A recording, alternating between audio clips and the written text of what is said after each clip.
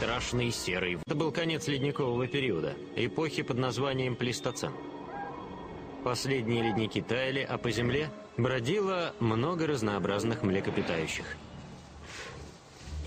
Так много больших и сильных зверей не бродило по североамериканскому континенту со времен динозавров за 65 миллионов лет до этого.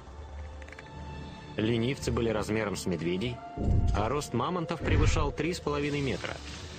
Этими монстрами питались мегаплотоядные убийцы, вроде гигантского короткомордого медведя и саблезубой кошки. Тот покорялся. Благодаря своей неуступчивости ужасный волк жил более 100 тысяч лет. Но сегодня все, что от него осталось, это кости. Более крупную добычу. Ужасный волк был больше и сильнее, все равно, что серый волк на стероидах. Суперволк, приспособленный для охоты на самых крупных гигантов ледникового периода.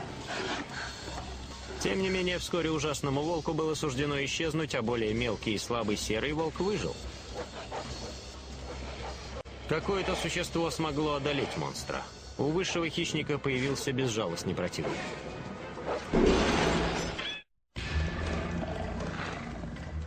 На протяжении более чем 100 тысяч лет ужасные волки жили, не зная забот, по всему западному полушарию, от Аляски и Флориды до отдельных районов Латинской Америки.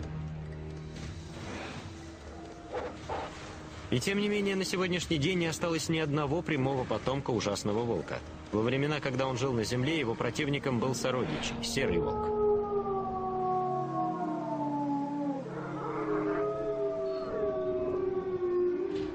Canis lupus, так звучит название серого волка на латыни, почти не изменился за 10 тысяч лет.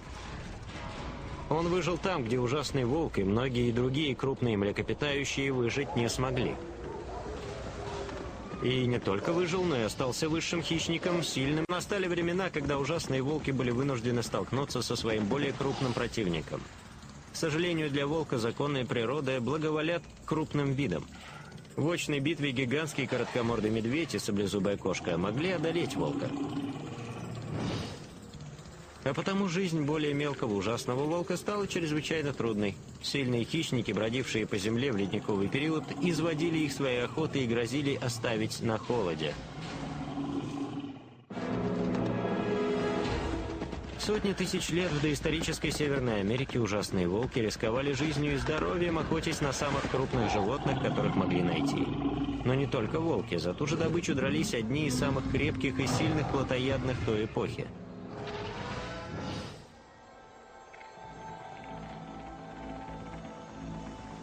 Рост гигантского короткомордого медведя превышал 3 метра. Он был одним из самых грозных плотоядных ледникового периода и, возможно, бросал вызов даже самым крупным стаям ужасных волков. Невзирая на агрессивную тактику волков, победить медведя должно быть было практически невозможно. 1000 лет – короткий срок для чудовищного вымирания. Его нельзя объяснить одной лишь переменой климата. Скорее всего, вымирание спровоцировало что-то еще. Но что именно? Начало конца для многих самых крупных млекопитающих эпохи Плейстоцена случилось 10 тысяч лет тому назад. Ледниковый период подходил к концу, замерзшая тундра быстро исчезала с лица Земли.